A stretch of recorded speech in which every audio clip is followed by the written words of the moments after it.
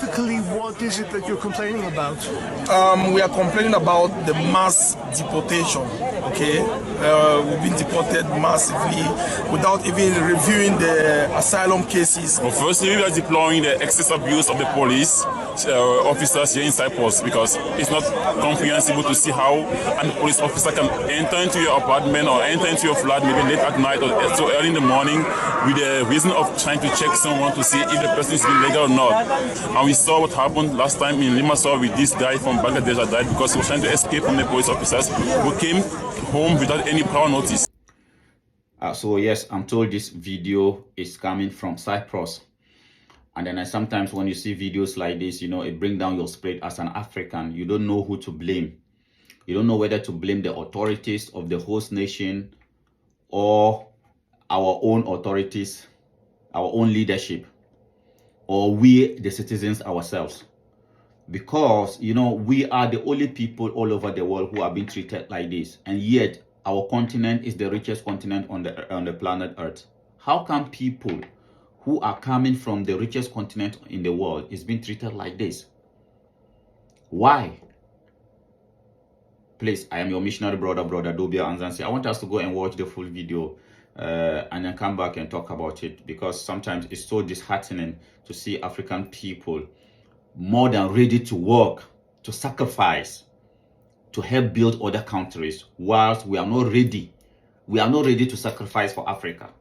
We are not ready. We are not prepared to sacrifice for the continent of Africa. Who are we to blame? You know, this colonization thing has done a great damage to the brain of the African. This colonization thing, it has done a great damage to us, that it is difficult. Sometimes we are just living in a very confused world.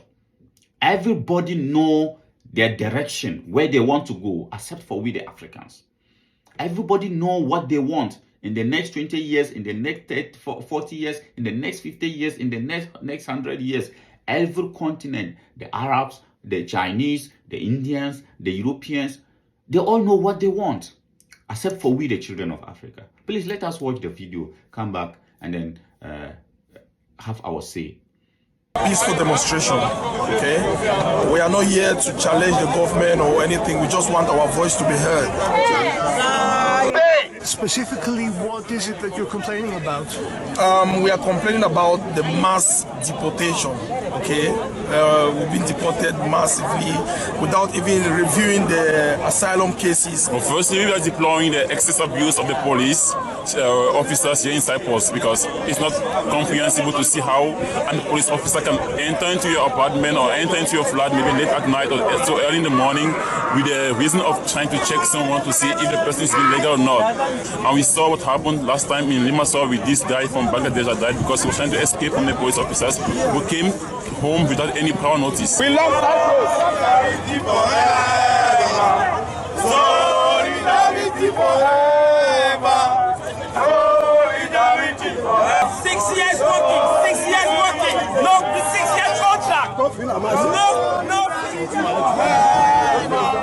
Solidarity! Let migrants breathe! Let migrants breathe!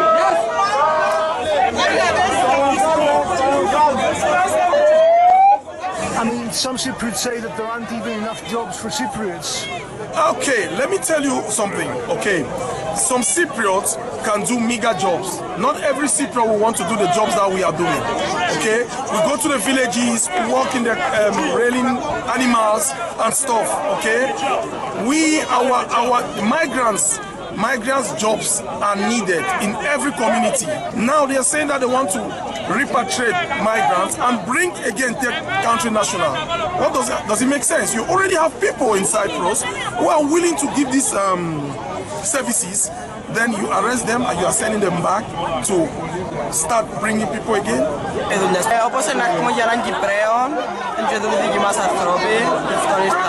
You want to have a driver's license because you are not you've not been recognized, your asylum case has not been true, that you don't have the right to drive. You know, reducing, giving people conditions, everything, it's really difficult for migrants in Cyprus. Say, you know, You're here, you're safe. Isn't that enough? No, that's not enough. That's not enough because you come here and what they can do to you is at most give you a job at the restaurant, give you a job in the farms. We don't ask for that. We ask for integration. What does it mean? We boost the economy of Cyprus. What can they do to us to pay us back? We don't ask for much. So yes, as you can see, our people in I'm told it's Cyprus, and then they are out there demonstrating against the authorities there, how they are treating them and all that. And then, I ask myself, when you see a European leaving Europe, maybe to Africa, with $5,000, he's going there to be treated like a king or a queen. Special treatment with that $5,000. When a Chinese is leaving China with $10,000 to Africa, he's going there dreaming of becoming a millionaire with that $10,000. And he's going to be a millionaire, yes. But when African is leaving Africa, is paying $15,000, $20,000 to leave Africa, he's paying it to go and become a slave. He's paying it to go and be treated like this. New York City is overflowing with migrants. Migrants arrived on buses chartered by Texas Governor Greg Abbott. The migrants and asylum seekers who are outside of the intake facility right now are largely African migrants. They are folks who have made the journey from the southern border, similar to other folks, to New York City and are seeking to... Can you imagine you pay $10,000 to go to America and then end up being chained like this? I'm John Modlin, Chief of the U.S. Border Patrol's Tucson sector. This morning, I'm at the Tucson International Airport. Behind me, you can see recently processed migrants boarding an international flight back to their country of origin.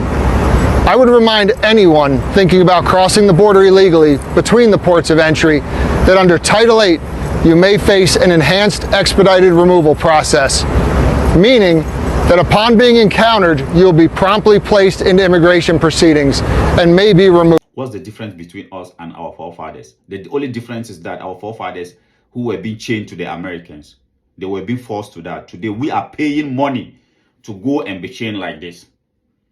Why? And then, as I said, you don't know who to blame. Because, an African who is in Africa, who have $5,000, and if you ask him to use that $5,000 and go into farming, he will tell you no. A young African, because he has completed high school. That is what the colonial education has done to us. Immediately somebody finished high school, he's not fit to be a farmer again. So an African finished high school, his father has a land, he will sell the land for $5,000. If you tell him to use the land and become farmer, he will say no. But that $5,000, he will use it and travel to Europe and end up in tomato farms. That is true. That is true. He will sell his own land, travel to Europe, and become a farmer. So it's like we are... Yes, and sometimes you don't know who to blame. We have to be blaming ourselves, because the other day somebody contacted me, and then he was telling me, he said, bro, what you are saying, most of the things that you are saying, I understand. He said to me, I live in Italy, and I had to go through a lot, the desert to Libya, to cross to Italy. He said to me, my family has a big farmland, but I feel like farming was not my thing. After I graduated high school, there was no job. Instead of me to go into the farming, I refused to go into farming. He said to me, but now I end up in farm in Italy. So that is the problem about we, the citizens of Africa. An African have money, let's say $5,000, and then you tell him, use that $5,000 and start farming. He will say to you, no. He will say to you, me, after school, should I be a farmer? No. But that same person will use this $5,000 and end up in Europe and be in farms. They will end up in Greece. And then the only job they will do there in Greece is tomato farming. They will end up in Italy. The only thing that they will do over there is farming. They will prefer to... like sometimes, as I said, this colonization thing has done a great damage to us. children of Africa. Because what we are not ready to do in Africa, we are more than ready to do the same thing or worse than that outside of Africa. It's mind-boggling. You are in Africa, your brother or your family member asks you, let us join hands together and start farming. You will say no.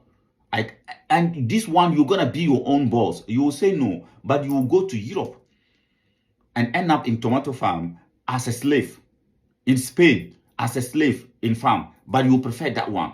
Sometimes you don't know what is happening to us as African people. Just look at our people. You pay $10,000 or $15,000 to go to America and end up in the street. You end up being chained like this back to your country after you pay $10,000. And then, like, if you listen to our people, the demonstration, we are more than ready to work. We are ready to work and pay our tax. What about if we work for our continent? What about if we work for Africa?